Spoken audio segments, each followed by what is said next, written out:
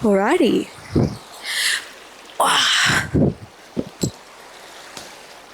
That was not very graceful. Okay, so welcome to another solo episode of She's of Love. I'm here at the river. I hope the water is not too loud, but I doubt it is.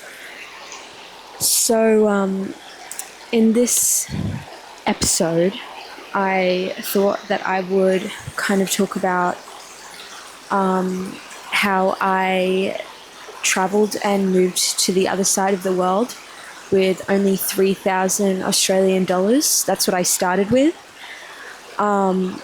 And before I begin or say anything else, I really want to preface this by saying this is not a how-to video. I'm not going to tell you how to do this, that this is possible for everyone.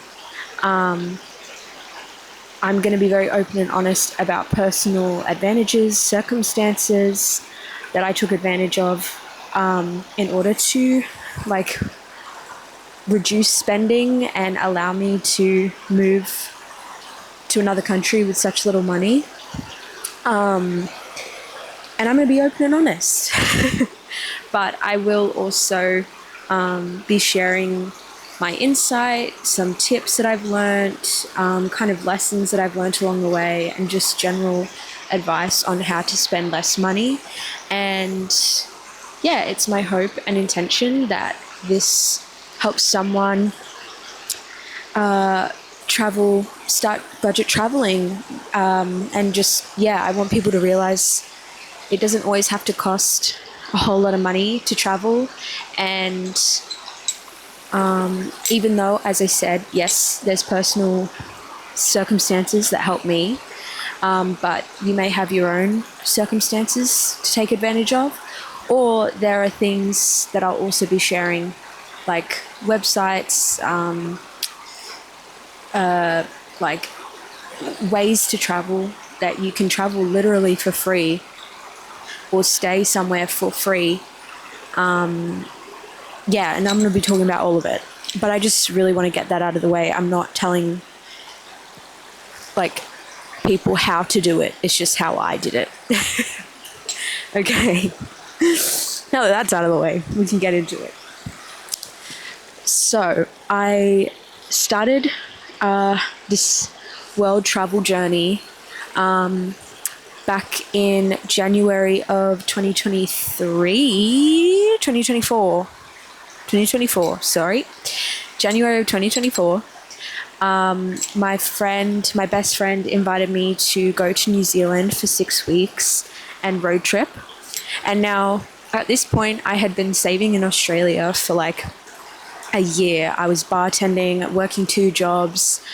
I had saved for world travel, but I wasn't really ready to go yet. I had saved $7,000. And so when I was invited on this trip, it was never my intention to go into full-time travel or anything. I was going to go to New Zealand for 6 weeks, spend as little as I could, and then come back to Australia and continue saving. Obviously, this did not happen. And so I'm sure you're wondering, well, you just said you traveled for $3,000, so why are you mentioning that you saved $7,000? I'll get into it, because I spent all that money by the time I had come to the UK. So don't you worry. That $7,000 was long gone before I came to the UK. So yeah, I had been invited to this trip. I really wanted to go. I had the money. And I was just like, you know what? Fuck it. I'm just going to do it. And yeah, I went to New Zealand. I was there for 6 weeks. It was my first time properly hiking, multi-day hikes. I had, my friend had a car and we were driving around. We were just camping, and it was actually a really amazing trip. Once in a lifetime. I'll cherish I always think about it. I listen to music all the time that my friends, I went with two girls, they showed me all this new music that I'd never listened to before, and now it's like my favorite songs, and I always listen to it when I'm feeling like sad because it reminds me of New Zealand. So yeah, I had a really good time, and both my friends were yoga teachers. So I was very much inspired to do yoga teacher training. And at this point, like, I just been in New Zealand for 6 weeks, as I've mentioned like 500 times, sorry. But I had come out of like a pretty depressive time in my life. Saving up in Australia, it was really, really hard. I was going through some health things, and it was really not fun. And I was on such a high that I was like, you know what? Screw it. I'm going to keep traveling. I don't care how little money I have. I'm just going to try. And I knew it was possible because I'd met people and watched tons of videos about it, but I just didn't have like the courage to go out and do it with such little money. So my way around it was going and spending my money on yoga teacher training, so then I could be a certified yoga teacher and use that certification to help me on my travels and kind of teach yoga along the way, maybe exchange yoga teaching for accommodation. I knew a lot of people who were yoga teachers, and like, sorry, just checking. I thought there was someone behind me, but there isn't. I had a lot of friends who exchanged like teaching yoga in order for like hostel accommodation. And I was just like, you know what, if I'm going to invest in something to forward, this dream of travel, yoga teaching is like a really good idea. And I was also just inspired to do it for personal reasons. I've loved yoga. And having my friends that were yoga teachers, they were like, please do it, it's amazing. And so it was just kind of like a win across the board for it. It hit all the things I needed in my, in what I wanted in life. So I went to Bali because it was like kind of the cheapest place I could do it. Yoga teaching in Bali, it's like, it can be really expensive or it can be really cheap. But I kind of chose middle of the range. And I spent basically the rest of my money on yoga teacher training. And I did that. It was incredible. I am so glad I did it. I haven't actually, kind of a bit of a funny thing, but I actually haven't used it yet. I will. It's been like a year since I did that, and I have not used it once. But I know I will at some point. Things kind of take a turn, and my plans shifted. So I'll get into that now. But basically, after yoga teacher training was finished, my plan was to come back and save with another best friend of mine. And we were going to go grind it out and save for about 3 to 5, 6 months. We didn't know yet. We were just going to keep saving until we had enough to start our journey. Because at this point, after yoga teacher training, I was broke. I had no money left. So I came back. I was going to save with her, and then that plan fell through. And so I lost my best friend. I lost my, plan. I was going to live with her to save. So everything kind of fell apart, and I didn't have any money, but I was like, I'm not saving up and grinding it out in Sydney for another year, because that was kind of what I thought I would have to do in order to just leave the country. In order to just leave Australia, I had it in my head that I would need at least $10,000 to start. But I think it was a dream, or it just came to me, this thought of applying for a work visa in the UK. I have a lot of family here, and so I knew my grandparents would happily let me live with them. And like, I just knew if I was going to save to continue traveling and I could do it in a new place, why not just try? And so, because this goes into one of my personal circumstance type of things. So my dad, he was born in the UK, and due to that, I was allowed to get the right of abode, which basically allows me to work and live here in the UK until my passport expires, and then I can just renew it when I get a new passport. It's a really good deal. It's like a visa, but like way better. And I also like it's a bit cheaper. It's not like super cheap. I think it was like 1,400 Australian that I paid, but like it wasn't too bad. I feel like that's a pretty good deal for what you're getting. But I didn't have that money at the time. So I was like, okay, I think I had like $800 when I had this vision come to me. And so I was like, okay, all I need is to work for like 1 month, and I could get all the money I needed for flights and this visa. And so I think I borrowed like a couple $100 from my grandparents. Like I think it was, I don't remember for sure, but I think it was like, it was a few hundred to get the rest of my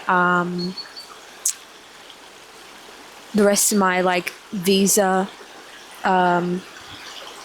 right of abode stuff. I borrowed a little bit of money for that, and then the rest of the money went towards flights. And then by the time, because like luckily in Australia, you get paid a decent amount of money for like hospitality work. There's no like tipping culture or anything, so you get paid really, really well, considering like it's an entry level job and it's, you know, not many skills required. So after a month, I had $3,000 saved, Aussie dollars, obviously. And yeah, with that money, I came over to the UK and I lived with my grandparents for like 6 weeks. And yeah, from there I've gone to like 7 countries since I came to the UK, something like that. So I've done a fair bit of travel, some through Europe, some through like Turkey. And it's just all been from like working out of the UK. I'll kind of skip over that because it will take like 2 hours to get through all the travel that I've done. And I feel like that's a whole other episode.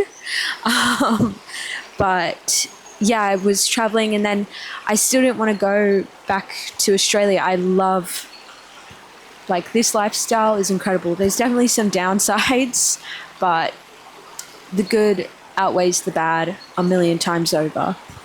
And so I knew I wasn't done. It was too far to go back to Australia. It's like 3 days to get back, depending on like what flight you take, but it's too much.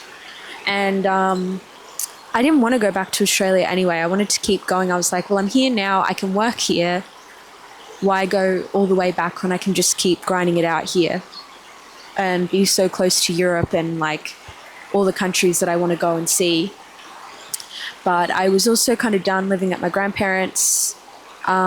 So I instead applied for a work exchange. And so this kind of goes into avenues you might want to look into if you're wanting to budget travel. And I'll give some insider advice because I've done work exchange now, and I know a lot of people who've done a lot more work exchange. And there are definitely things that you need to be careful about. I've watched a lot of content creators on Instagram talk about it, and it's kind of glamorized a lot of the time. And I think you have to be very careful with the jobs that you choose because you can get yourself into some pretty intense environments, and people do kind of try and get like as much as they can take from you because you're like staying there for free, and so they'll like try and take you for as much labor and work that you can do. But yeah, I'll get into that. So I applied for this au pairing job in the Scottish Highlands. I knew I had came here like last year in September on a bike packing trip, and I just was riding my bike and wild camping around Scotland, and I loved it. I fell in love with it. Oh my god, I love Scotland. Obviously, well, actually, maybe not obviously. I don't know. I'm in the Highlands now, and it's just like it boggles my mind every day. And I got a really good work exchange, luckily. So I applied, I got the job, obviously, because I'm here. And that was back in November. It is currently the very end of April. So I've been here like 5 months, almost 6. And I'm going to be here until July.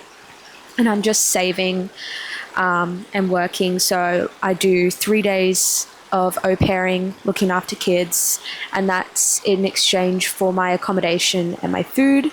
And I get my own place, which is incredible. Like a lot of the times you're in someone's house, like in a room, but I have my own full-on space.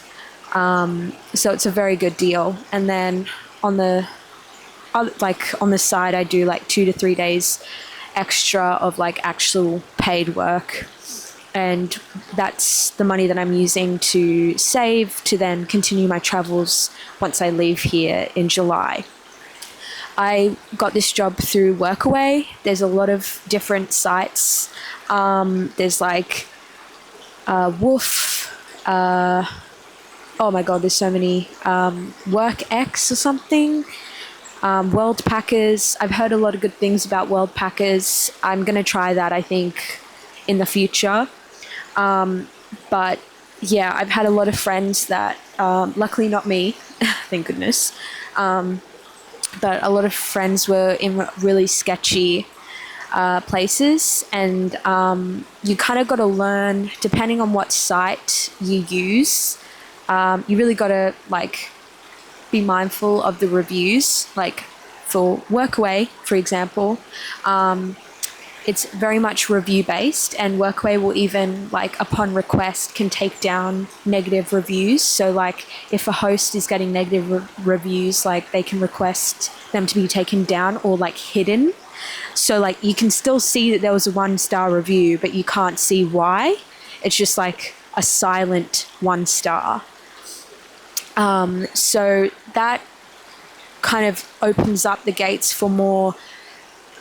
What I've found is like a lot of people leave 4 or 5-star reviews, and then you kind of have to read between the lines of what they're saying. So if they say, oh yeah, great experience, however, you know, and they kind of say something like like negative about the place, it probably means it's a lot more worse than this brief mention that they're putting in. Like, so anytime someone says like something small, like, oh yeah, it was great, but, and then there's a but, listen to the but. Because another thing that happens is it's kind of like Airbnb in the sense like when you leave a bad review, they're going to leave a bad review on you, and that affects your star rating, or like Uber. And so if you're like using Workaway regularly, you're going to want, as like a traveler, you're going to want a good review, so you continue to get more opportunities. And so if you're applying to other like Workaways and they see all these 1-star reviews, they're not going to take you. And so there's also that aspect as well. I know some other sites work the same. So yeah, I would just be like mindful of the buts in people's reviews, because it usually means something, and they're just like trying to downplay it for the sake of keeping the review up and getting a 5-star in return. So yeah, just letting you know some insider information. But yeah, I got a really good workaway job opportunity. And then after this, I am planning to go to Mongolia for maybe 3 weeks. No. I think it's actually going to be closer to a month. I'm going to be volunteering and then also doing a horse trek through the Mongolian steppes. I don't know. Like the valleys in Mongolia. And I'm going with my best friend, and we're doing that in September. During August, I don't know what I'm going to do yet. I might just hike through Scotland. There's a lot of Scotland that I haven't been able to hike and see. Being here, I don't have a car, and I'm also working like 80% of the time. So I don't really have opportunities to go off and hike for days at a time. So yeah, I'm just kind of chilling in this town, and I love it.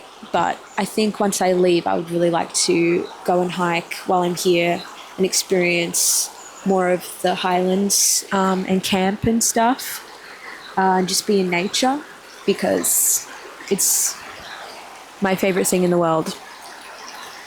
So yeah, that's kind of like an overview on how I traveled with such little money, or like moved to another country with such little money.